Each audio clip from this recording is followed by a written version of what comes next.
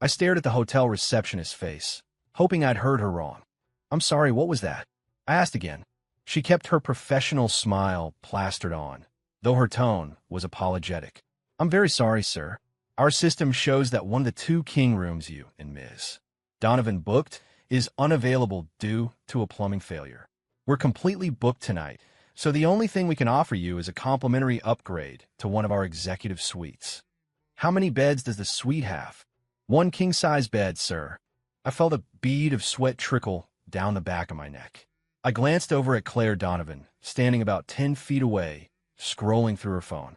The lobby lights cast a soft shadow on her sharp profile. She didn't seem to have noticed the problem yet. "You don't have a room with two queens? Or even a standard double?" "I'm terribly sorry. We're at full capacity. We've already called 3 other hotels in the area, and they're booked solid as well." The receptionist lowered her voice. "There's a huge tech conference at the convention center tomorrow. The whole city is packed." I rubbed my temples. This business trip to Seattle was for the next major update to the Synapse app. Claire was the director of product for our client, Aura Dynamics. I was the project manager from our end, Innovate Solutions. We've been working together for 3 months, and our conversations have been strictly professional. We had zero personal relationship, and now we were supposed to share a room? A room with one bed? What's the hold up? Claire's voice came from behind me. I turned, trying to keep my expression neutral. "There's a little problem with the rooms." I gave her the short version. She listened, her face unreadable, her long fingers tapping twice against the side of her phone. I recognized the gesture. She did it in every meeting right before tackling a difficult problem. "What's the solution?" she asked the receptionist, her voice calm. "The suite is very large, with a separate office and sitting area. We can provide a rollaway bed, but it might not be very comfortable," the agent said quickly. "As compensation, the hotel will waive tonight's room charge and provide vouchers for breakfast for 2 and a credit at our spa." Claire glanced at her watch. 10:20 p.m. She had to be at an industry summit at the convention center at 9 a.m. sharp. "That will have to do," she told the receptionist, then looked at me. "Do you have a problem with that?" "Me?" I hadn't expected her to ask me first. "I'm fine with whatever. It's you I'm worried about, Ms. Donovan." "I don't mind." She cut me off, pulling her driver's license from her purse and handing it to the agent. "Let's get this sorted out. We have an early start tomorrow." The suite was on the 18th floor. In the elevator, we stood in opposite corners, staring at the glowing numbers as they climbed. I snuck a look at Claire. She was wearing a light gray blazer over a white shell top and black slacks, her typical power exec uniform. Her long hair was loosely pinned up, revealing the pale, elegant line of her neck. The elevator chimed. The hallway was carpeted in a thick plush that swallowed the sound of our footsteps. The suite was massive, probably 700 square feet. The entry opened into a small living room with a sofa and coffee table. Beyond that was the bedroom area, where the king-sized bed stood out like a monument. To the right was the bathroom and a separate walk-in closet. "You take the bed," Claire said, setting down her luggage. Her tone left no room for argument. "Absolutely not. You take it, Ms. Donovan. I'll take the rollaway." She was already walking toward the living room. "I'll probably be working late anyway. I could just use the sofa. The bed's yours. The sofa's too short. You won't get any rest." "Ethan," she said, turning to face me, "I'm not negotiating with you. But if you insist, we can play for it. Rock, paper, scissors." I was stunned. I'd seen her be assertive in boardrooms, coolly dismantling arguments against her proposals. But I'd never seen this casual side of her. "All right, rock, paper, scissors it is," I said. She raised an eyebrow. "You sure? It's only fair." We stood facing each other and shot on 3. I threw rock. She threw paper. I win. A tiny smirk played on her lips. It was a barely there curve, but it was definitely a smile. "I'll take the sofa." Before I could argue, my phone rang. It was my boss. "Mark," I said, walking over to the window. "Ethan, you make it to Seattle?" Everything going smoothly with Director Donovan. Mark Evans's voice came through the phone, tinny and loud over the background noise of what sounded like a busy restaurant. "Just got to the hotel. Everything's fine. Good. Listen, we have to lock in a contract renewal on this project. Aura Dynamics is looking at a $30 million budget for it next year," Mark said, his voice dropping.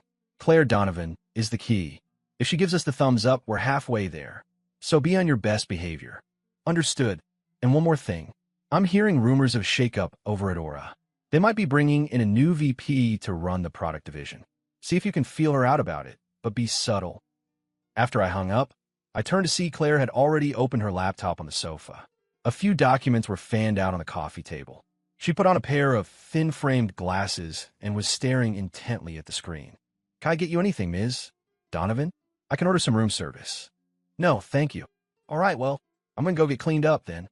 Go right ahead. In the bathroom, I stared at my reflection in the mirror and sighed. Before I left, my colleague Kevin had joked, a solo business trip with a beautiful client director? This is your big chance, man. Well, it was a chance, all right. A chance to share a room. I took a quick shower, and when I came out of my sweats and a t-shirt, Claire was still working. A hotel employee had delivered the rollaway bed and set it up in the corner of the living room. Ms. Donovan, the rollaway is set up. Are you sure you don't want the bed? She looked up, taking off her glasses. Ethan, let's just set some ground rules. 1. We don't disturb each other while we're in the room. 2. We coordinate bathroom time. 3. We only discuss work during work hours. Deal. Deal. Then good night. Good night. I lay down on the massive bed and switched off my bedside lamp. The desk lamp in the living room was still on, casting a halo of light around Claire's silhouette. She looked almost fragile.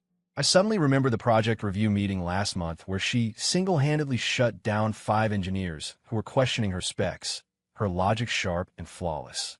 Back then, I thought she was brilliant, but also kind of nightmare to work with. The Ice Queen, some of the guys called her. Now, I just thought she was probably exhausted. I woke up at 6:30 the next morning, right on schedule.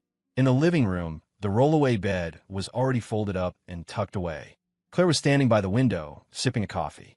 She'd changed into a pale blue blouse and beige slacks, and her hair was down. Morning, I said.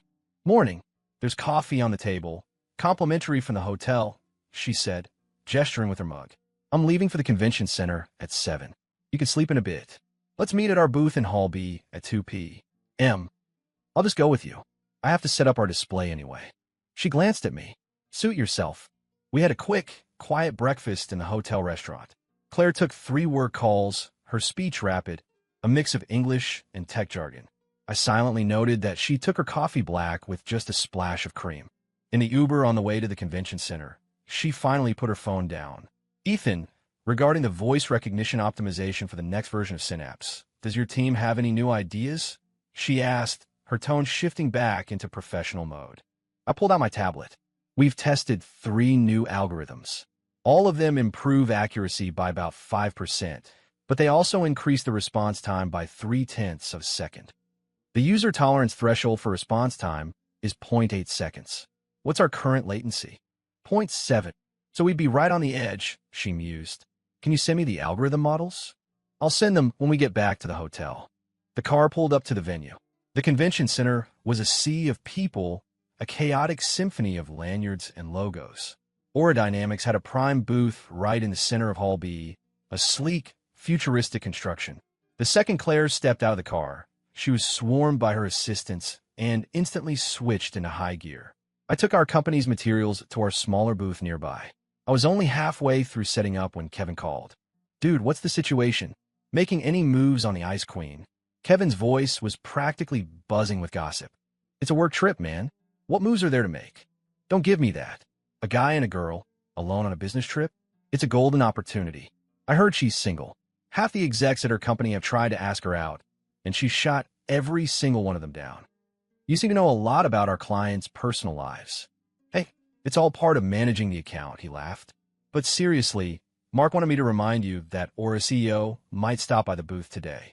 If you can get some FaceTime, say a few words, it would be huge for the renewal. Got it.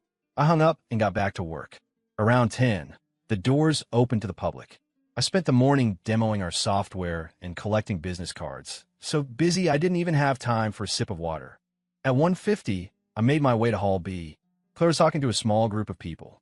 At the center, being treated like royalty, was a man in his 50s, Robert Peterson, the CEO of Aura Dynamics. I hung back, waiting for a break in their conversation. When Claire saw me, she gave a slight nod. Mr.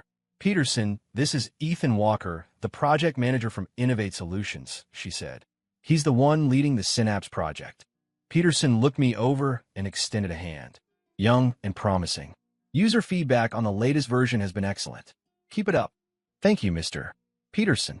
We'll do our best, I said, giving his hand a firm, brief shake.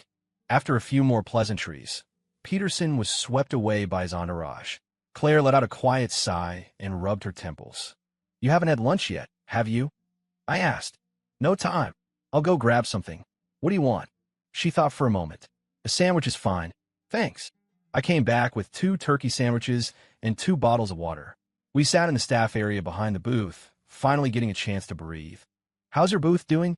She asked, tearing open the wrapper. Not bad. Got over 30 solid leads. That's efficient, she said, taking a small bite and chewing slowly. What's your plan for this afternoon? There's an industry forum at 4:30 I was planning to check out. I'm going to that too, she said, glancing at her phone. I have an interview at 3. It should take about half an hour. Meet at the entrance to the forum afterward. Sounds good. She finished her sandwich quickly and stood up, smoothing out her blazer. She took 2 steps, then turned back. Thanks for the coffee this morning. I was confused. The hotel provided that.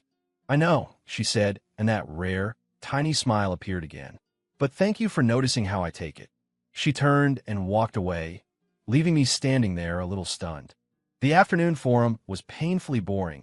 Just a few industry bigwigs on stage spouting corporate platitudes. Claire sat next to me, taking meticulous notes. She wore a subtle perfume that wasn't floral or sweet, but smelled more like a forest after it rains. By the time it ended, it was already evening. In the car back to the hotel, Claire leaned against the window with her eyes closed. I noticed she looked a little pale. Are you feeling okay, Ms. Donovan? Just a headache.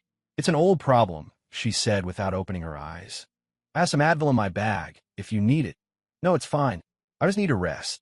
When we got back to the hotel, we went our separate ways, to the same room, of course. As soon as we were inside, Claire went straight to the sofa and lay down. Ms. Donovan, you should really take to bed, I said. You don't look well at all. This time, she didn't argue. She unsteadily pushed herself up, and I instinctively reached out to steady her. Her hand was ice cold. Thank you, she murmured and walked into the bedroom. I got her a glass of lukewarm water and set it on the nightstand. Let me know if you need anything. I sat on the living room sofa and opened my laptop to work through my emails. About half an hour later, I heard a faint noise from the bedroom. I got up and went to the door. Ms. Donovan, are you okay? I asked softly. No answer. I hesitated for a second, then pushed the door open. Claire was curled up on her side, her forehead beaded with sweat. The glass of water on the nightstand was empty. Claire, I said, moving closer. I realized she was shivering. Cold, she mumbled. I touched her forehead. It was burning up. I immediately dug a couple of fever reducers out of my suitcase and got her more water. Claire, you need to sit up and take this. She managed to open her eyes and, with my help, swallowed the pills before slumping back onto the pillows. I got a damp washcloth from the bathroom and placed it on her forehead, then grabbed the comforter off my rollaway bed and layered it over her. After I'd done everything I could think of, I pulled a chair up to the bedside and just sat there, watching the feverish flush on her face. With her usual armor stripped away, she looked younger, more vulnerable. My phone vibrated. A text from Kevin. Hey man, you free tonight? The guys from the Seattle office want to grab dinner. I texted back, can't.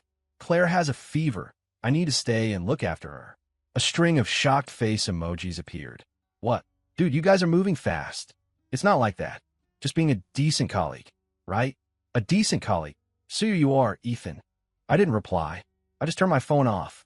Late into the night, her fever finally started to break. She was sleeping soundly, her breathing even. I leaned back in the chair and eventually drifted off myself. I don't know how much time had passed, but I woke up to someone gently shaking my shoulder. I opened my eyes to see Claire sitting up in bed, holding my jacket. Ethan, go sleep in the bed, she said, her voice still a little hoarse. I'm fine now. Is your fever gone? I asked, trying to stand up and nearly falling as pins and needles shot through my numb leg. Claire grabbed my arm to steady me. It's gone. Thank you for taking care of me. The brief touch of her hand confirmed it. Her skin felt cool and normal again. I took my jacket from her. Then you should get some more rest.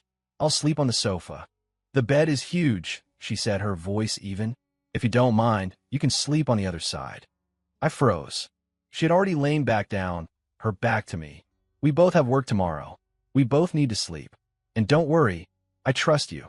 I stood there for a long moment before finally turning off the light and lying down on the far side of the bed. There were at least 2 feet of space between us, but I could still smell that faint, rain-on-cedar scent of her perfume.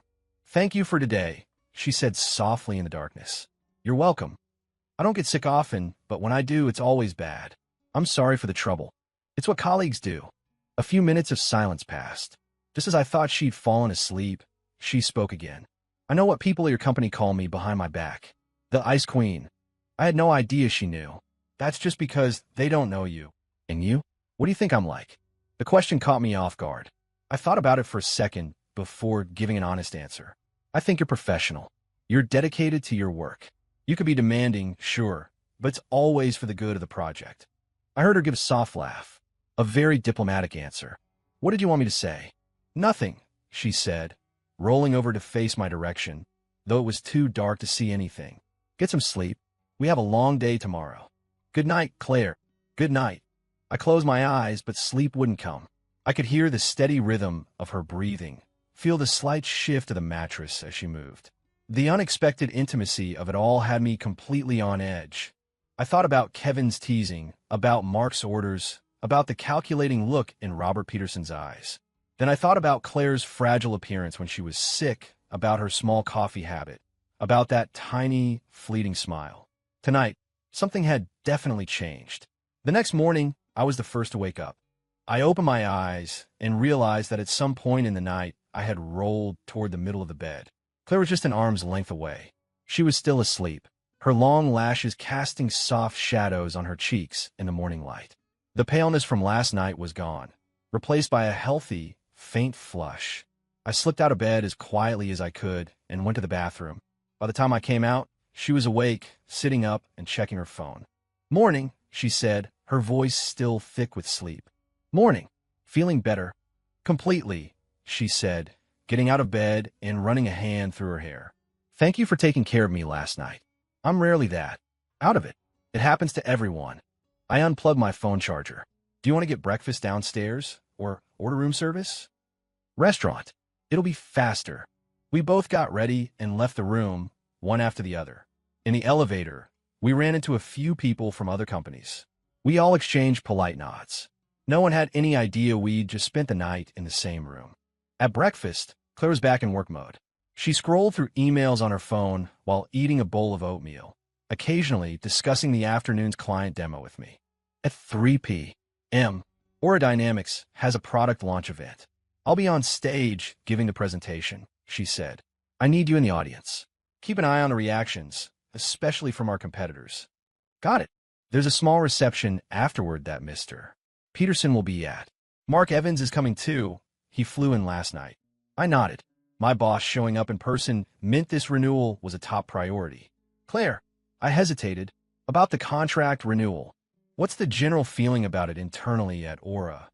She put down her spoon and looked up at me. If you want to ask something, just ask. You don't have to beat around the bush. All right. I heard Aura might be bringing in a new VP to oversee the product division. Will that affect the renewal for the Synapse project? She was quiet for a few seconds. You've got good sources. It's true. They've already picked someone. He starts next month. But for now, I'm still the one in charge of Synapse, she said, taking a sip of coffee. As long as the metrics look good and user feedback is positive, the renewal shouldn't be a problem. I felt a wave of relief. However, she added, her tone shifting, the new VP will probably have his own ideas. That makes the data from this next version critical. There could be no mistakes. My team can deliver. They'd better. After breakfast, we went our separate ways. Claire headed to the main hall to prep for her presentation, and I went to meet with a few potential clients.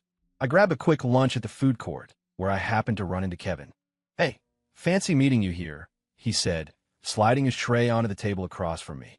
How was last night? Is the director feeling better? She's fine. And you? Did you sleep well? He asked with a wink. I ignored him. When does Mark get here? just before the reception. He told me to tell you to be sharp, network, meet some people, Kevin said, lowering his voice. I heard Aura's new VP might make an appearance. He hasn't officially started, but he's already getting involved. Do we know who it is? No idea. They're keeping it under wraps. Kevin suddenly remembered something. Oh, guess who I saw this morning? Samantha. She's here for the conference. The fork in my hand paused halfway to my mouth. Samantha was my ex-girlfriend. We'd broken up 2 years ago. It hadn't been pretty, and we hadn't spoken since. Which company is she with? Apex Wearables, I think. They make smart devices. Kevin watched my face. You gonna go say hi? No need. I went back to eating. She asked about you, you know. I looked up. What did she ask? Just if you were still at Innovate. How you were doing. I told her you were doing great, running the big Aura Dynamics account now. He grinned. She looks good. Heard she's about to make director. Good for her. At 3 o'clock, the Aura Dynamics launch event began. I stood near the back of the audience, watching Claire walk onto the stage. Under the bright spotlights, she wore a tailored navy blue suit, her makeup flawless, her presence commanding. The presentation was a huge success, earning round after round of applause. During the Q&A, she handled a few tough questions with effortless grace. I noticed a few people from competing companies in the front rows, and they did not look happy. After the presentation, the reception began. Mark Evans appeared, as promised, and was immediately deep in conversation with Robert Peterson. He called me over to join them for a few minutes before I tactfully excused myself. I grabbed a glass of champagne and stood by the floor-to-ceiling windows, looking out at the Seattle waterfront as the sun began to set. Ethan, a familiar voice, made me turn. Samantha was standing in front of me, wearing a wine-red dress, her hair in soft waves. She looked more mature than I remembered. Long time no see, I said, raising my glass in a small toast. Yeah, 2 years, she said, looking me up and down. You haven't changed much. You either. An awkward silence hung between us. Samantha took a sip of her wine. I hear you're managing the Aura account now. That's impressive. It's all right. You're at Apex Wearables. Yep, Associate Director of Marketing. She paused. I actually almost interviewed at Aura last month, but decided to stay at Apex. Why? Didn't want to get tangled up with an ex's company, she said bluntly, then laughed. I'm kidding. Apex just gave me a better offer. I nodded, not sure what else to say. Our first meeting after the breakup was going more smoothly than I'd expected. By the way, I'm getting married next month, she said, her tone light. Should I send you an invitation? Or would that be too weird? Congratulations, I said, and I meant it. Who's the guy? Our director of engineering. He's a great guy. She looked at me. What about you? Seeing anyone? Too busy with work. An excuse, she smiled. You used to say that back then, too. That was then. Another silence. Then, Samantha said, I always wanted to apologize. I said some pretty awful things when we broke up. It's all in the past. Yeah, it is. She glanced at her watch. I should go find my boss. Keep in touch. Sure. Samantha walked away. I stood there and finished my champagne. Memories from 2 years ago surfaced, but strangely, I didn't feel much of anything. Time really does wash things away. Excuse friend. Claire's voice came from my side. I turned. She'd appeared out of nowhere, also holding a glass of champagne. You saw that. Just happened to, she said, leaning against the window frame. Looked like a nice chat. Just catching up. She didn't press. Instead, she changed the subject. Mark just spoke with Mr.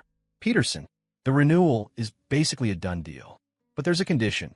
The user metrics for the new version have to hit their targets within 3 months of launch. We can do it.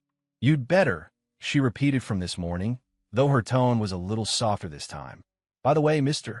Peterson is hosting a dinner tonight, and he specifically asked for you to be there. Me?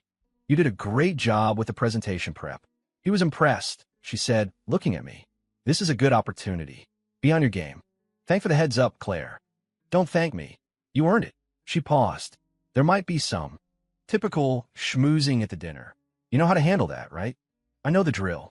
The dinner was an exclusive chef's table restaurant overlooking the water. The private room was large.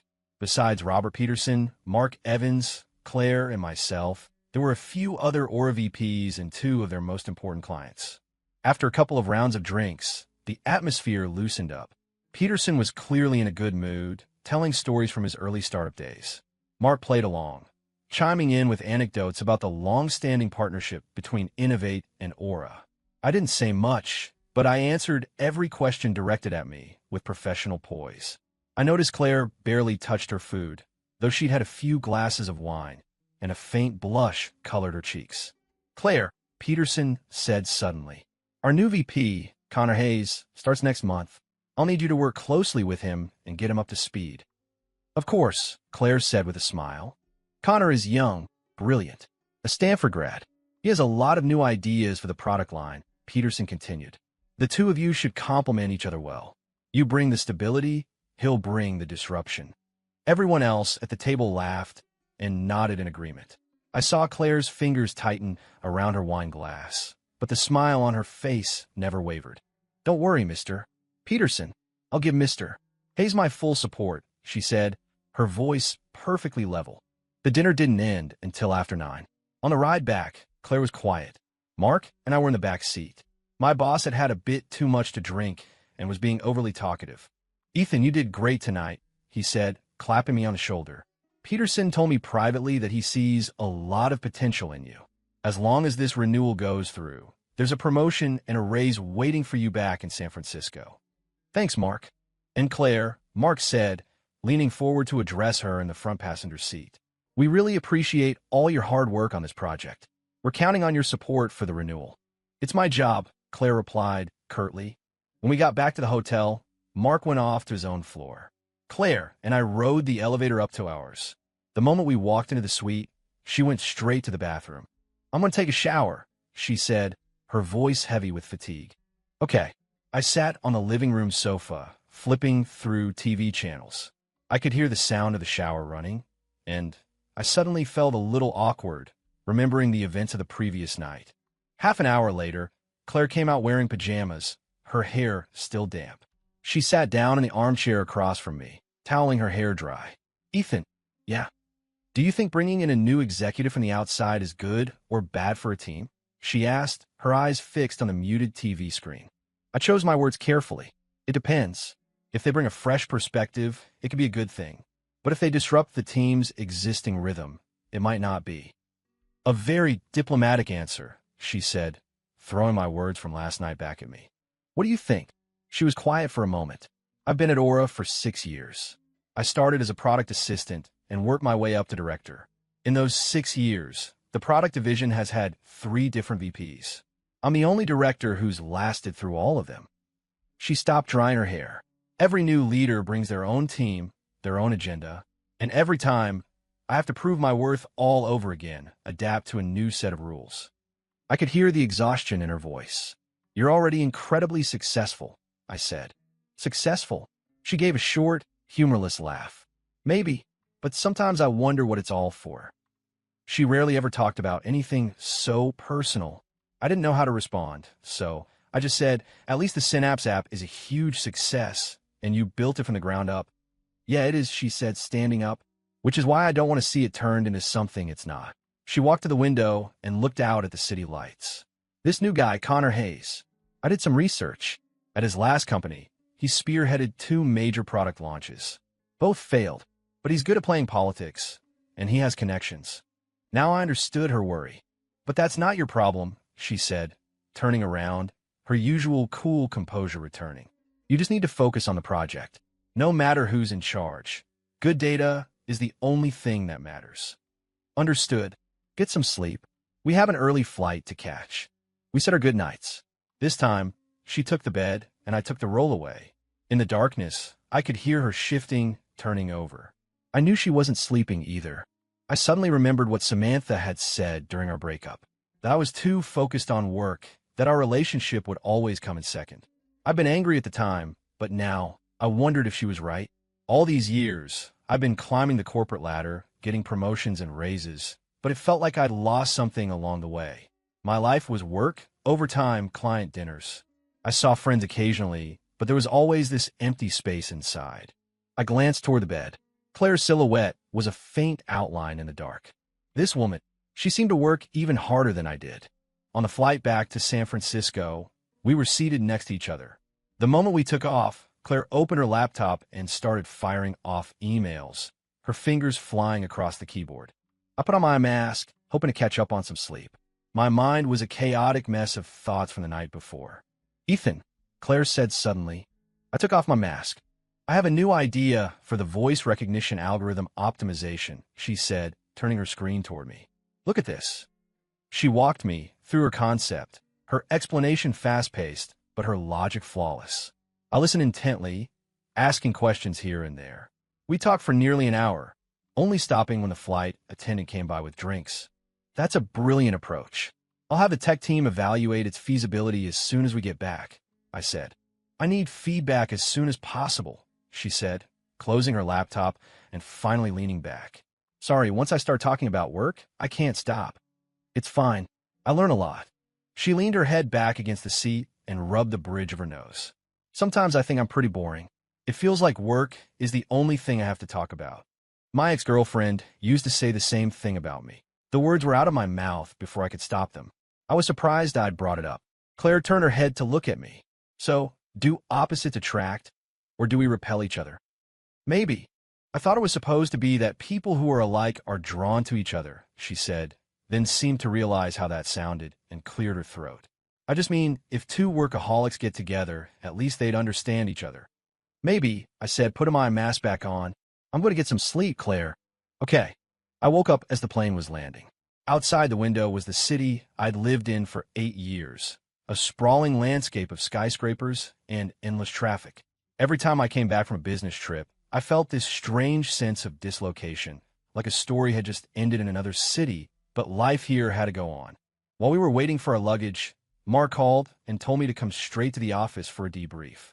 Claire's driver was already waiting for her.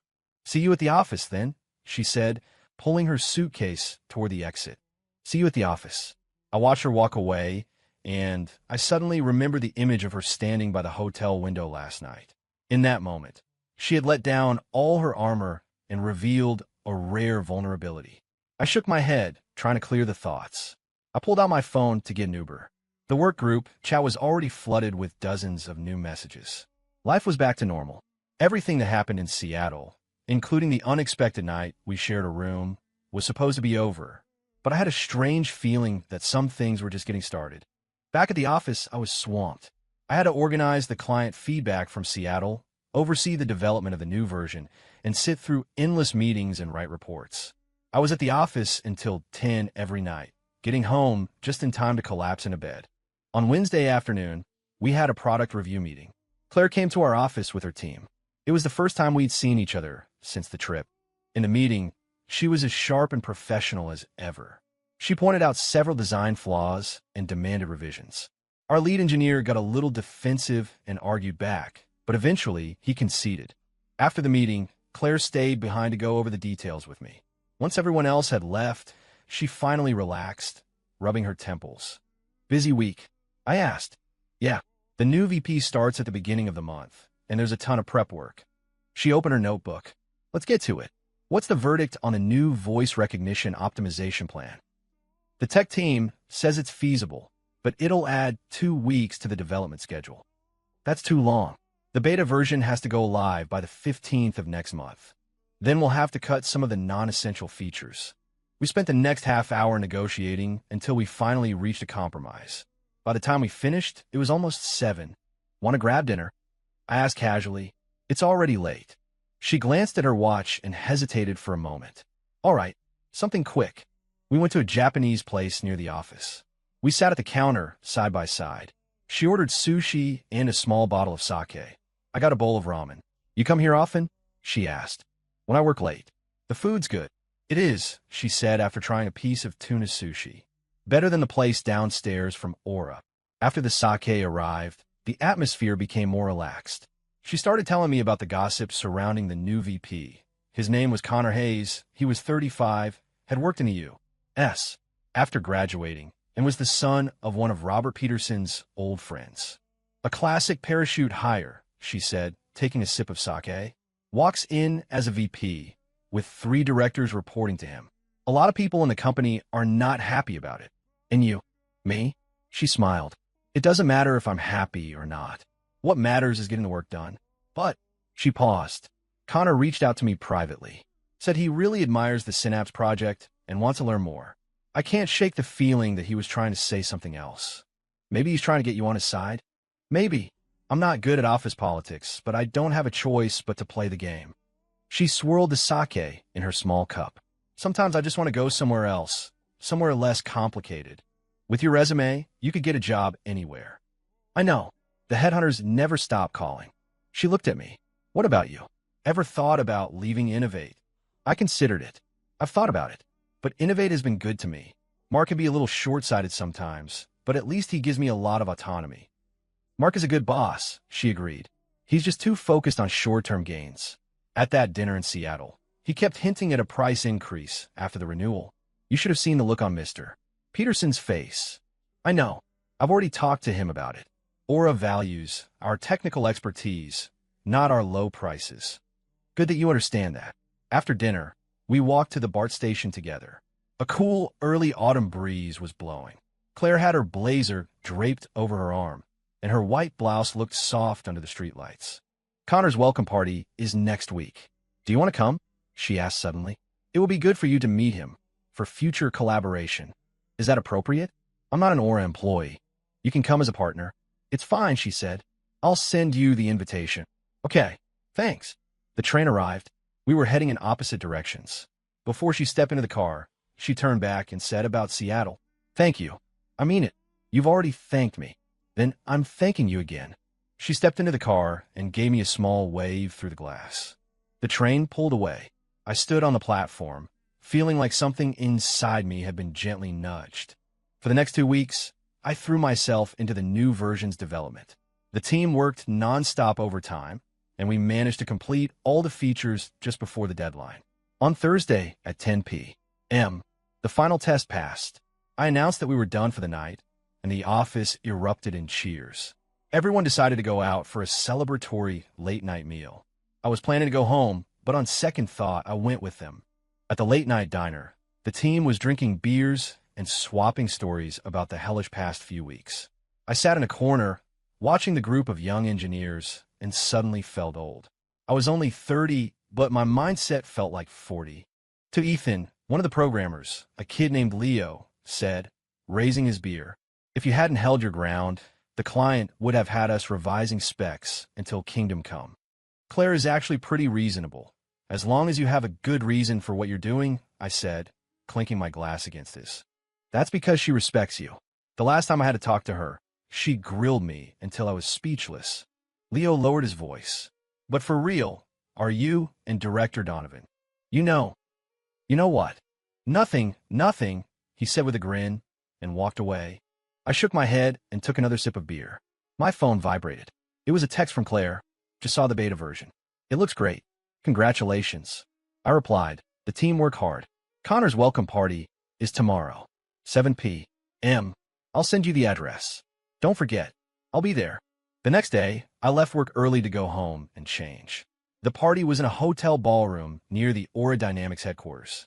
When I arrived, the place was already crowded. Claire was wearing a black cocktail dress and talking with a small group of people. When she saw me, she walked over. "You're punctual.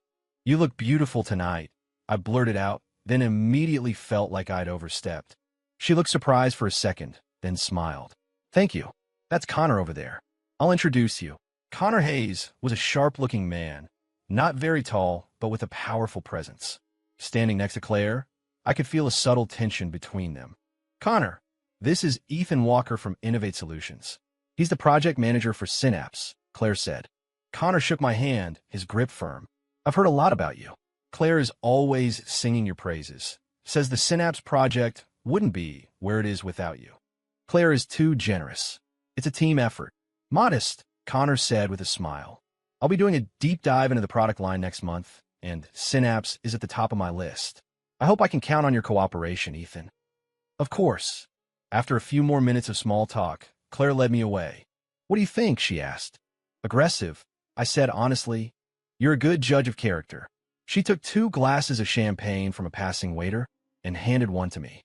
"He's already been asking for every detail about the Synapse project, budget, staffing, development timelines. Is that a sign he's planning to interfere? I'm not sure, but we need to be prepared." She took a sip of champagne. "Mr. Peterson isn't here tonight. He said he wasn't feeling well, but I know he's intentionally letting Connor have the spotlight. I scanned the room and confirmed that Robert Peterson was nowhere to be seen. The attendees were mostly Aura's middle and upper management, along with some key partners. Claire, a middle-aged man in glasses, said, walking up to us, "Can I have a word?" She nodded to me and followed the man. I was left alone by the window, watching the crowd. I always felt out of place at these events, where everyone wore a mask and spoke in pleasantries. "Ethan." I turned around and froze. Samantha was standing in front of me, wearing a lavender evening gown, her makeup perfect. "What are you doing here?" We both asked at the same time, then laughed. "I'm here representing Apex. We have a partnership with Aura," she said. "And you?" "Innovate is a partner too. Claire invited me." "Claire?" "Claire Donovan." Samantha raised an eyebrow. "You two seem to be on good terms. It's a professional relationship." She looked at me, her expression unreadable. "I heard some things at the conference in Seattle. You shared a room. Who told you that?" "There are no secrets in this industry," she said with a small smile. "Don't worry, I don't mean anything by it. It's just surprising. It was an accident. The hotel messed up our reservations."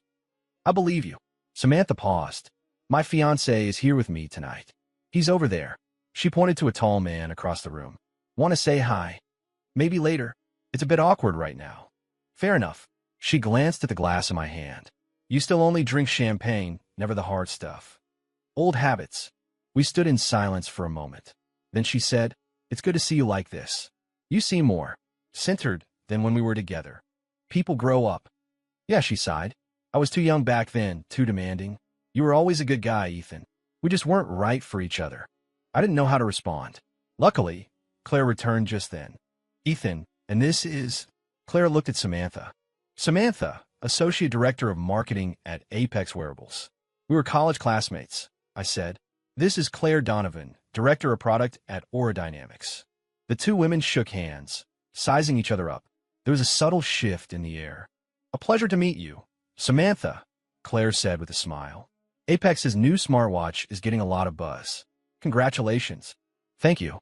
We've always looked to Aura's products as the industry standard." After a few minutes of polite business chatter, Samantha's fiancé came over. The four of us made small talk, and then Samantha and her fiancé excused themselves. "Excuse me, friend," Claire asked after they were gone. "Yeah, she's very poised," Claire commented. "Why did you two break up?" I was surprised by how direct the question was. "We just weren't compatible. She wanted more of my time than I could give. Too busy with work." That was the excuse, but it was also the reason, I said, looking at her. "What about you? Why are you still single?" The question was out before I could stop myself, but Claire didn't seem offended. She actually thought about it for a second. "I haven't met the right person, and I don't have time to invest in a relationship," she said. "Besides, I don't think a relationship is a necessity in life." "Then what is?" "My work, a sense of accomplishment, proving my own value," she answered candidly. "It probably sounds boring, but that's who I am." I nodded. "I get it." Halfway through the party, Connor took the stage to give speech. He thanked everyone for coming, talked about his vision for his new role, and hinted at major, sweeping changes. The applause was enthusiastic, but I saw more than a few strained expressions in the crowd. "The winds are changing," Claire murmured beside me. Sure enough, the next day, news spread that Connor was restructuring the product division. All projects were to be reevaluated and reprioritized. Claire was pulled into an emergency meeting that lasted 3 hours. That afternoon, she called me. Her voice was strained. "Connor wants to pivot the next version of Synapse to focus on social features and de-emphasize its utility functions," she said. I told him no, but he's insisting. "What's his reasoning?" "He says utility apps have a low ceiling for growth, and social features are the only way to increase user engagement." She paused. "He doesn't understand our users at all. Synapse is an efficiency tool, not a social network." "What are you going to do?" "For now, I'll have my team draw up a proposal based on his idea, but I'm secretly keeping resources allocated to our original plan," she said. "I'm going to talk to Mr. Peterson and see if I can get his support." "What can I do to help?" "Just be prepared for some major changes," she sighed. "Sorry to drag you into this. It's our project too. You're not in this alone." After I hung up, I felt a heavy sense of dread. I'd seen too many good projects get ruined by a change in leadership. Synapse felt like a child that my team and I had raised, and now it was at risk of being sacrificed in a political battle. That evening, Mark called me into his office. "I hear there's been a shakeup at Aura," he asked, getting straight to the point. "The new VP, Connor, wants to change the product's direction. How does this affect our renewal?" "It's too early to say. It depends on how much pushback Claire can mount." Mark frowned. "This Claire, Donovan, is she on our side or not? If she can't handle the pressure, we need to start making contingency plans. She's doing everything she can. Doing isn't enough. We need results," Mark said, tapping his fingers on the desk. "You need to talk to her more, feel out the situation. If we have to, we can make some concessions, but we have to protect our core interests." "Understood." I left his office feeling frustrated. I knew Mark was just doing his job. The company had to be profitable, employees had to get paid. But the thought of Claire fighting this battle alone didn't sit right with me. I pulled out my phone and started to text her, then stopped, not knowing what to say. In the end, I just wrote, "Let me know if you need anything." Half an hour later, she replied, "Thanks. 3 p.m. tomorrow or a conference room. Connor wants a full report on the Synapse project. I need you there." "I'll be there." The next afternoon, I arrived at the Aura Dynamics headquarters early. Claire's assistant showed me to a small conference room. Claire was already there, preparing her materials.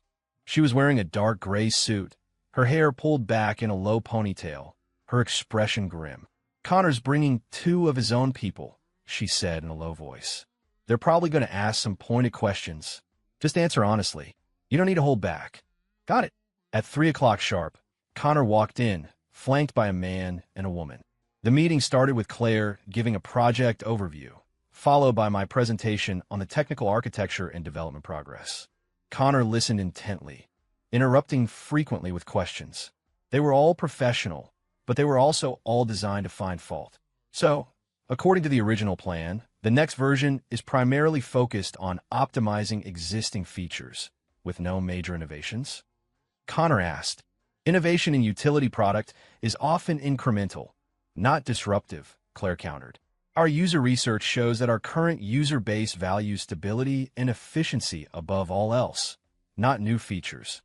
"But what about new users? How do you plan to attract them?" the woman with Connor asked. "Your user growth has slowed, has it not? Every product has a life cycle.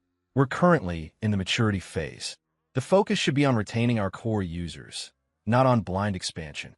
"I disagree," Connor said. "In the tech world, if you're not growing, you're dying. Synapse needs a second growth curve, and I believe social features are the key." Claire and I exchanged a look. I spoke up. "Mr. Hayes, we've actually experimented with light social features in the past. The data was not good. User feedback indicated that they use Synapse for work and don't want to socialize on the platform." "That's because you didn't do it right," Connor said dismissively. "I've seen the data. Your daily average user session time is decreasing. If we don't change course, this product will quickly become obsolete." The meeting dragged on for 2 hours, the tension in the room growing thicker by the minute. Claire argued her points logically and passionately, but it was clear Connor had already made up his mind. Finally, he cut her off. "Just build a prototype based on my idea. We'll look at the test data in a month and decide then." After the meeting, Claire stayed behind to pack up her materials. I wanted to say something to comfort her, but I didn't know where to start. "Are you okay?" She looked up, and I was shocked to see that her eyes were red-rimmed. She quickly regained her composure. "I'm fine. I'm just so tired." "I understand." "No, you don't," she said, shaking her head. "You have no idea how much I've put into this project. And now someone is about to tear it all down, and there's nothing I can do." I'd never seen her so emotional. I walked over to her side and, after a moment's hesitation, gently placed a hand on her shoulder. "It's not over yet. There's still a chance." She took a deep breath. "You're right. It's not over." She stood up, her usual cool demeanor returning. "You should go. I need to figure out my next move. Do you want me to stay with you?" "No, I need to be alone." I nodded and left the conference room. As I walked out of the Aura Dynamics building, the sky was already dark. I looked up at the towering office building and imagined Claire, alone in that conference room. My phone vibrated. A text from her. "I'm sorry for that display earlier. And thank you for coming today." I typed back, I'm here for you, whenever you need me. After I sent it, I stared at the screen for a long time. The words seemed to cross a line from professional to personal, but I didn't regret them. Maybe some things have been changing for a while now, and maybe neither of us was ready to face it. Over the next month, I saw a side of Claire I'd never seen before. She practically lived at the office, working until the early hours of the morning, personally overseeing the design of the social features prototype. At the same time, she secretly kept a small team working on our original plan, optimizing the core functions. I wanted to help, but as an outside vendor, I couldn't get too involved in Aura's internal politics. The best I could do was offer technical support and try to ease her workload wherever I could. On a Thursday night at 10, just as I was about to leave the office, my phone rang. It was Claire. Can you come to my office? There's a technical issue I need your help with. Now, if it's not a good time, then never mind. No, it's fine. I'm on my way. The Aura Dynamics building was still lit up. After signing in at the front desk, I went up to the product division's floor. It was nearly deserted, except for the light shining from Claire's office. She was wearing a white button-down, the sleeves rolled up to her elbows, her hair messily pinned up with a pencil. Her desk was a chaotic landscape of documents and empty coffee cups. On her screen was a wall of dense code. "Sorry to call you so late," she said, rubbing her eyes. "I know there's a logic error in this algorithm somewhere, but I just can't find it." I pulled up a chair and started examining the code. Our heads were close together, and I could smell the faint scent of coffee and exhaustion on her. Half an hour later, I found the problem. Right here, the loop condition is set incorrectly. It's causing an infinite loop. Oh my God, I can't believe I missed something so obvious. She slapped her forehead. I must be completely burned out. You should get some rest. Just a little more to do. She straightened up. You could go home. Thanks for your help tonight. I didn't move. I'll stay until you're done. She glanced at me, but didn't argue. We worked side by side, the only sound in the quiet office the clicking of our keyboards. At 1 in the morning, we finally finished the debugging. Done, she said, saving the file and letting out a long sigh. Now I have something to show Connor tomorrow. Let me drive you home. It'll be hard to get an Uber this late. She hesitated. That's too much trouble. No trouble at all. It's on my way, I lied. Our apartments were in completely opposite directions. We packed up and went downstairs. The late-night city was quiet. I drove while Claire sat in the passenger seat. She fell asleep almost immediately. At a red light, I glanced over at her. She was sleeping soundly, but there were dark circles under her eyes. When we reached her apartment building, I gently called her name. "Claire, we're here." She woke up, looking disoriented. "Oh, we're here? Thank you." She unbuckled her seatbelt, but didn't get out of the car right away. "Ethan, do you think what I'm doing is worth it? Wasting all this energy on Connor's plan when I know it's not going to work. At least you can say you tried. And you have a backup plan, right?" "The backup plan," she said with a wry smile. "Sometimes I feel like a double agent, trying to play both sides. Why don't you just confront Connor? Tell him his idea is wrong." "Politics doesn't work like that," she said, shaking her head. "Right now, he's Mr. Peterson's golden boy. A direct confrontation would only get me pushed out. I have to prove he's wrong first. Only then will I have a voice." I understood her predicament. "Whatever you need, just let me know." "You've already helped so much," she said, looking at me. "You know, you don't have to get involved. This is Aura's internal problem." "Synapse is my project too," I said. "And we're friends, right?" She looked startled for a moment, then smiled. "Yeah, friends. Thank you. My friend." She got out of the car, then turned back. "Drive safe. Good night." I waited until she was safely inside before I drove away. It was almost 3 by the time I got home, but I wasn't tired. Friends. Was that the right word for it? I wasn't so sure. A month later, the prototype with the social features finished its testing phase. As expected, the data was terrible. User retention plummeted. In the review meeting, Connor's face was grim, but he still refused to admit defeat. "It's probably a design issue, not a fundamental problem with the concept," he insisted. "We'll just optimize it and try again." "Connor, the data speaks for itself," Claire said calmly. "Our users don't want social features. They want a better tool." "Then why is user session time decreasing?"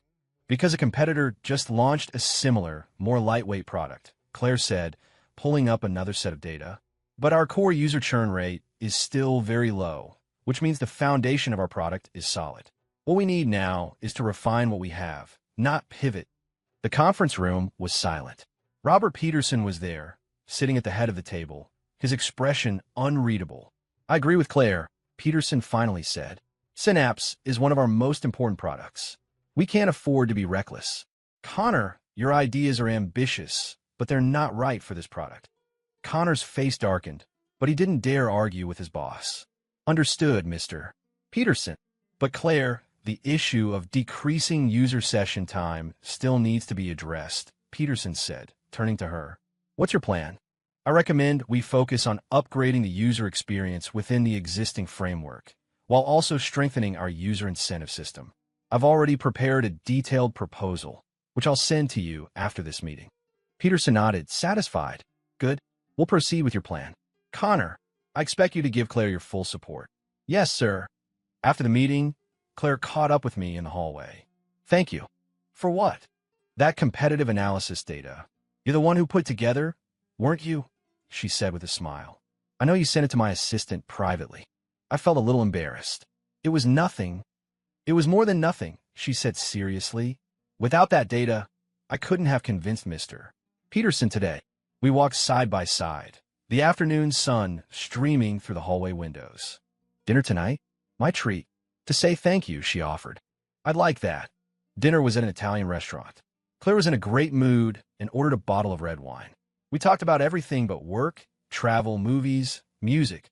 I discovered that she was actually a great conversationalist, usually just suppressed by the pressures of her job. I was a computer science major in college, but I always loved design, she said. That's why I switched to product management. A lot of people thought I was crazy, said there was more of a future in coding. Being a director of product is a pretty good future too. Yeah, but sometimes I still miss the simplicity of coding. Something is either right or it's wrong.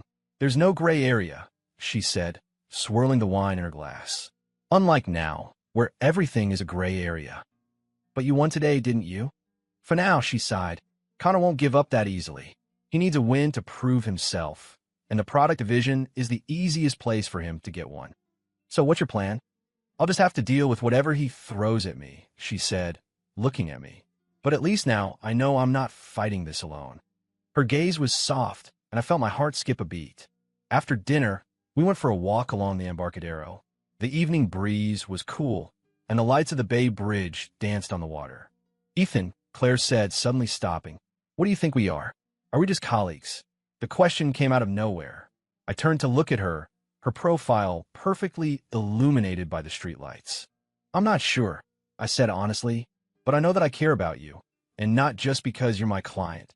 She smiled. Me too.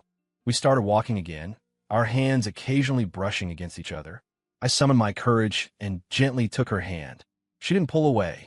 In that moment, the Bay breeze felt impossibly gentle. But life is never gentle for long. The next day, as soon as I got to the office, Mark called me in. His face was grim. Several documents were spread across his desk.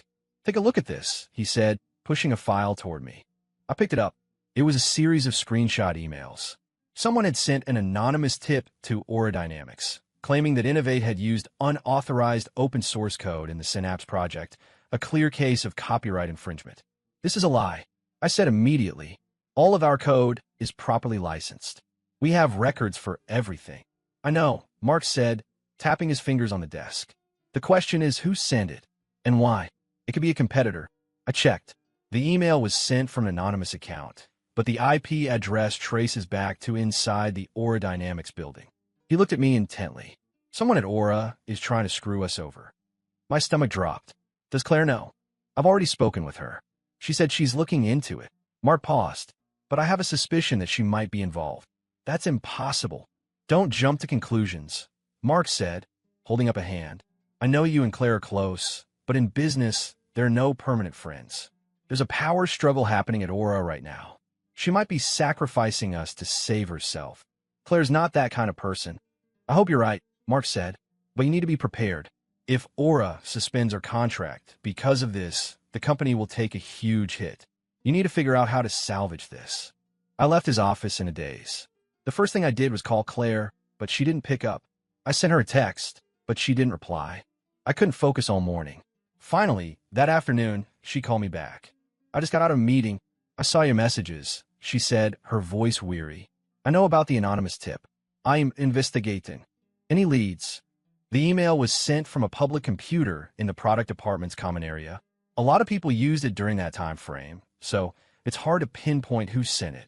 She paused. But I'm not giving up. Mark thinks you might have. The other end of the line was silent for a few seconds.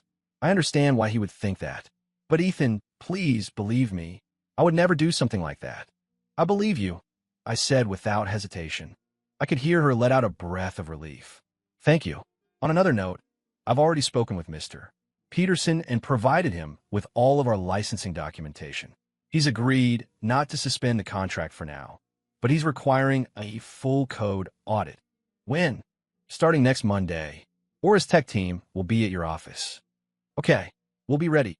I felt a little better after the call, but the accusation still felt like a thorn in my side. That night, Kevin snuck into my office while I was working late. I heard there was trouble, he said in a hushed voice. You have good sources. It's all over the office, he said, closing the door behind him. Some people are saying that someone got jealous of how close you and Claire are. What does that mean? It means someone might be trying to hurt Claire by going after you, Kevin theorized.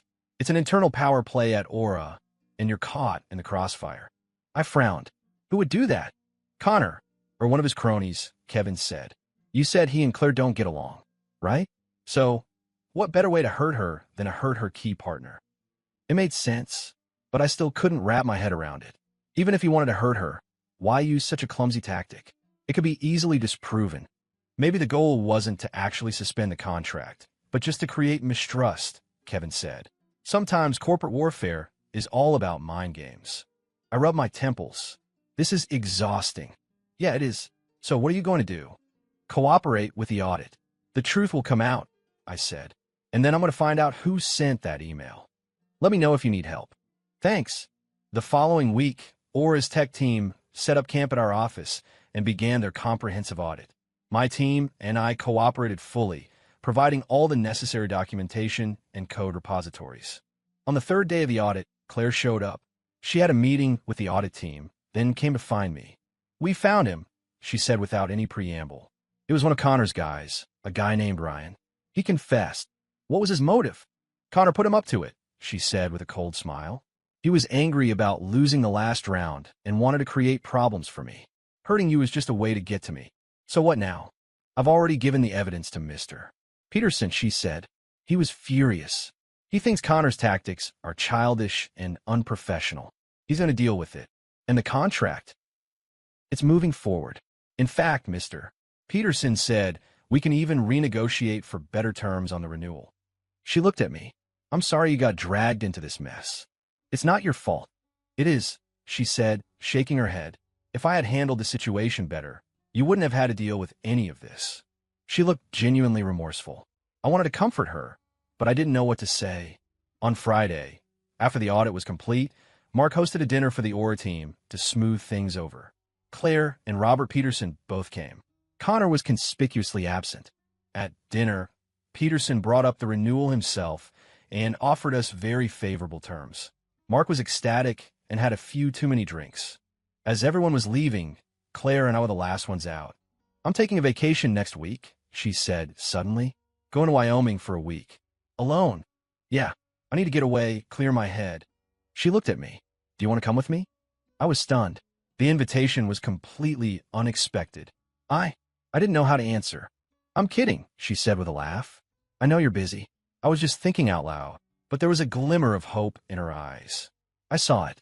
What if I said I wanted to go? I asked. She stopped walking and looked at me seriously. Then we'll go together. A cool, early winter breeze blew past. I could feel my heart pounding in my chest. Okay, let's go together.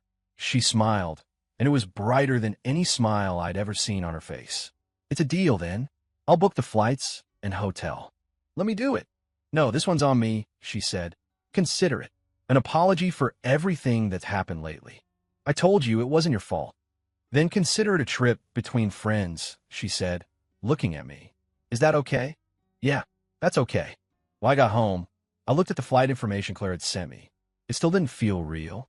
From the accidental shared room, in Seattle to a planned vacation in Wyoming.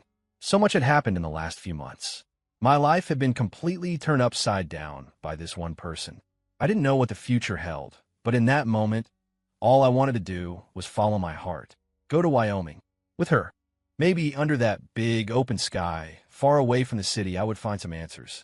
On the flight to Jackson Hole, Claire sat by the window, watching the sea of clouds below. She was wearing a cream-colored sweater, her long hair down, looking softer than her usual corporate self. First time in Wyoming? I asked. Second. The first time was 5 years ago for a business trip. I was in and out, didn't get to see anything, she said, turning to look at me. You?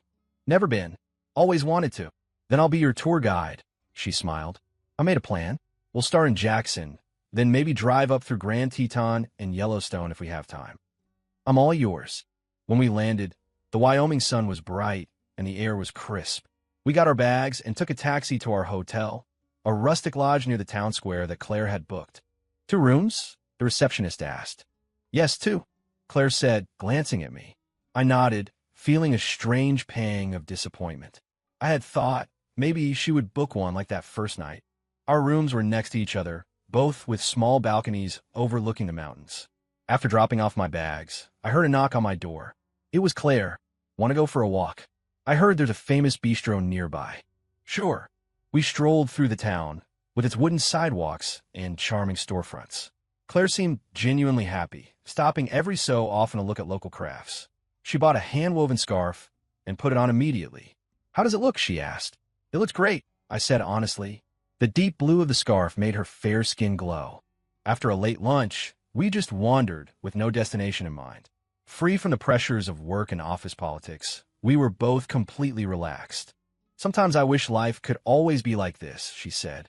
No KPIs, no power struggles. Just simple. So why not try it? Responsibilities, she said, leaning against the railing of a small bridge.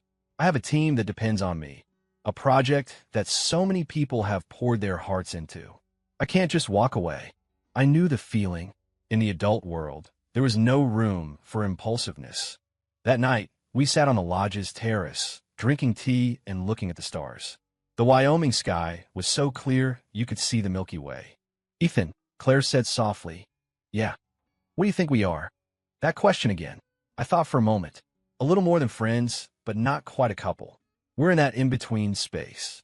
The in-between space is dangerous, she said. It's where people get hurt. I know. Then why did you come? Because I wanted to be with you, I said, looking into her eyes, even if it's just in the in-between space. Claire was silent. She picked up her teacup, but didn't drink. I've been in 2 serious relationships, she said suddenly. The first was in college. He moved abroad after graduation, so we broke up. The second was 3 years ago. He said I was too busy with work, that I never had time for him, so he left. She paused. After that, I just figured maybe relationships aren't for me. My life is consumed by work. I can't give someone the emotional attention they need. Maybe someone out there wants you just the way you are, I said. Like you. Like me, I admitted. I'm a workaholic too. I get it. If we were together, neither of us would have to change. She looked at me, her expression complicated. Do you really think that? Ido. And what happens when we have to choose between work and us? The question was a heavy one. I didn't answer right away. I don't know, I said honestly, but I know that right now, I want to be with you. We can figure out the future when we get there. She smiled.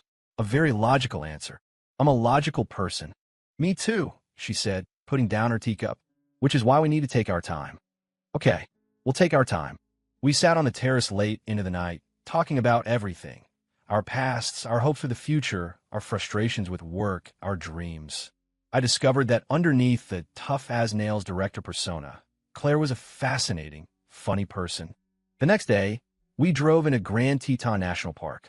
The jagged peaks of the mountains cast long, dramatic shadows in the morning sun. Claire was like a kid, taking pictures of everything. Here, let me get one of you, she said, raising her phone. I'm not a fan of being photographed, but I stood still for her. She snapped the picture, then walked over to show me. See? It's a great shot. In the photo, I was standing in front of the mountains, my expression a little stiff, but my eyes were soft. Your turn, I said, taking the phone from her. She stood in the same spot, her smile effortless. The wind caught her hair and her scarf, and in that moment, she was breathtaking. At lunch, my phone rang. It was Mark. Ethan, you're in Wyoming. Yeah, on vacation for a week. With Claire Donovan? Mark's voice was probing. I glanced at Claire, sitting across from me. Yes. There was a pause on the other end of the line. All right, have fun, but I have some news for you. Connor Hayes has been transferred. What? Peterson moved him to the strategy department. It's a promotion in name only. In reality, he's been sidelined, Mark said. I heard it was because of that whole anonymous tip fiasco. Peterson decided he had a character problem. So who's running the product division now? Claire's the interim head, until they find a permanent replacement. Mark paused. This is good for us. You should use this opportunity to strengthen the relationship. We might be able to get even better terms on the renewal. Mark, I'm on vacation. I know. Just a reminder, he said with a laugh. I won't bother you anymore. Have a good time. After I hung up, Claire asked, trouble at work? Connor's been transferred. You're the interim head of the product division, I said. And Mark wants me to use this trip to strengthen our relationship. Claire frowned. Mark is relentless. He never stops thinking about business. He's just trying to do what's best for the company. I know, she said, taking a sip of water. But I hope that while we're here, we can just be Claire and Ethan, not Director Donovan and Manager Walker. Deal. Here, we're just us. The next few days, we explored more of the park, driving along the scenic routes, stopping for short hikes. Claire would often rest her hands lightly on my waist as we walked. The wind was cool on our faces, carrying the scent of pine and crisp mountain air. The landscape was a stunning panorama of snow-capped peaks and golden aspen trees. I really wish we could stay here forever, Claire murmured. We could always extend the trip. No, we have to get back to work, she sighed. An adult's vacation is always too short. On our last night, we went to a bar in town with live music. A singer was on stage with an acoustic guitar, playing soft folk songs. In the dim light, Claire's face was incredibly soft and beautiful. Ethan, she said quietly. Thank you. For what? For showing up in my life, she said, looking at me. For making me realize that there's more to life than work. The singer started a new song, a slow, romantic ballad. Couples around us started to lean into each other. I gathered my courage and took her hand.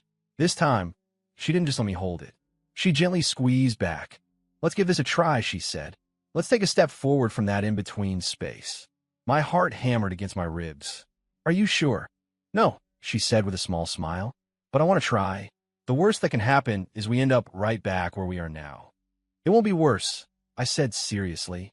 I won't let it be worse. That night, we walked back to the lodge holding hands, the moonlight illuminating the path. When we reached our doors, neither of us wanted to say goodnight. Good night, she said. Good night. I watched her go into her room before going into mine. Lying in bed, I replayed the last few days in my mind. It all felt like a dream. My phone vibrated. A text from Claire. One last stop tomorrow. Then back to reality. Okay, and today was a really good day. For me too. I fell asleep holding my phone, a smile on my face. Our last day, we ran into a familiar face while exploring the shops in town. Samantha, with her fiancé. What a coincidence, she said, surprised. You guys are on vacation here, too? Yeah, I said, making the introductions. This is Claire. This is Samantha and her fiancé. The two women nodded politely. Samantha's fiancé was talkative and suggested we all have dinner together. At dinner, I could feel Samantha watching Claire and me. Claire was perfectly composed, chatting easily about the sights in Jackson. When are you guys heading back? Samantha asked. Day after tomorrow, Claire said. Us too. Maybe we'll be on the same flight. Our flight times might be different, Claire said, gently shutting down the idea.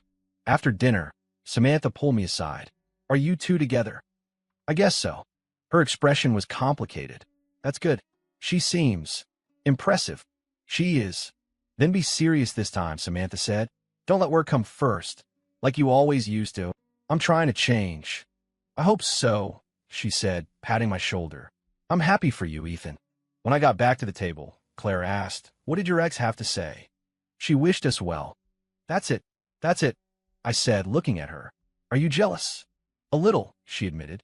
She knows a version of you that I don't. That was the old me, I said, taking her hand. The new me just wants you to get to know him.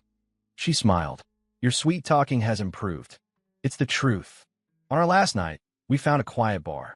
Claire had a little to drink, and her cheeks were flushed. Ethan, I'm a little scared, she said suddenly. Of what? I'm scared that when we go back, everything will go back to the way it was, she said, staring into her glass. I'm scared of the stress, the office politics. I'm scared we won't have time for a relationship. We can face it together. Are you sure? She asked, looking up at me. I can be more difficult than you think. When I'm stressed, I can't sleep, I get emotional, I bring my work stress home with me. I have my own flaws, I said. I'm not great at expressing my feelings. I can be too logical, not romantic enough. So we're two of a kind, she said with a smile. Maybe we really are a good match. Only one way to find out. We talked late into the night, laying all our fears and hopes on the table. It was like we were drafting a contract, spelling out all the terms and conditions. The only difference was this contract had no penalty for breaking it, only a commitment to grow together. On the flight home, Claire fell asleep on my shoulder. I put my arm around her, feeling a sense of peace I hadn't felt in a long time. As soon as we landed, I turned on my phone, and the work notifications came flooding in. The vacation was over. Reality was back. But this time, we weren't facing it alone. The taxi dropped Claire off first. Before she got out, she asked, "See you at the office tomorrow?" "Yeah, see you at the office." "Okay, see you tomorrow." She leaned in and gave me a quick, soft kiss on the cheek, then hurried out of the car. I touched the spot where her lips had been and smiled. The first thing I did when I got home was upload my photos from Wyoming. One of them was a shot of Claire, her back to the camera, looking out at the mountains, the wind catching her hair and scarf. I made it my phone's wallpaper. The next day at the office, everything was the same as always. But I knew that something was different. At noon, Claire texted me, "Dinner tonight?" "Yes." "What are you in the mood for? You pick." "How about that Japanese place where we had our first dinner alone?" "Perfect." After work, I arrived at the restaurant on time. Claire was already there, waiting for me. She was in her work clothes, but her smile was soft and warm. "You look beautiful tonight, Claire," I said as I sat down. "You're looking handsome yourself, Ethan," she replied. We both smiled. Over dinner, she told me about what was happening at work. Even though Connor was gone, his loyalists were still around, causing trouble for her whenever they could. "Do you need my help with anything?" "Not yet," she said. "I can handle it." "What about you? Has Mark been giving you a hard time?" "No. He was actually pretty happy when he heard we were together." Claire raised an eyebrow. "He thinks he can use our relationship to his advantage?" "Probably, but I'll make sure to keep things professional." "Good." She paused. "Actually, Mr. Peterson knows too. He called me in for a talk today and asked about us." "What did he say?" "He said we need to handle our relationship professionally and not let it affect our work," she said with a smile. "He also offered to move you to a different project if we thought there was a conflict of interest." "What did you say?" I told him it wasn't necessary, that we're both professionals. She looked at me. "What do you think? Should I have taken him up on the offer?" "No," I said, taking her hand. "We can handle it. Then it's settled." We stayed at the restaurant for a long time, talking endlessly. When we left, a light rain had started to fall. I opened my umbrella, and Claire naturally linked her arm through mine. The city was quiet in the rain, the streetlights reflecting in the puddles on the sidewalk. "Ethan," Claire said softly, "thank you for being with me through that whole mess. And thank you for showing me that there's a life outside of work. So, from now on, we'll do both? Work and life." "Yeah, both." The space under the umbrella was small, and our bodies were close. I leaned down and kissed her. It was a gentle kiss, but it held all the promises and hopes of our future. The rain was still falling, but in my heart, the sun was shining. From an accidental shared room in Seattle, to a planned vacation in Wyoming, to this moment, under an umbrella in the rain. It had been a long road, but we had finally found our way to each other. The road ahead was still long, but we were going to walk it together. Work, life, love, all of it. The two of us together. End.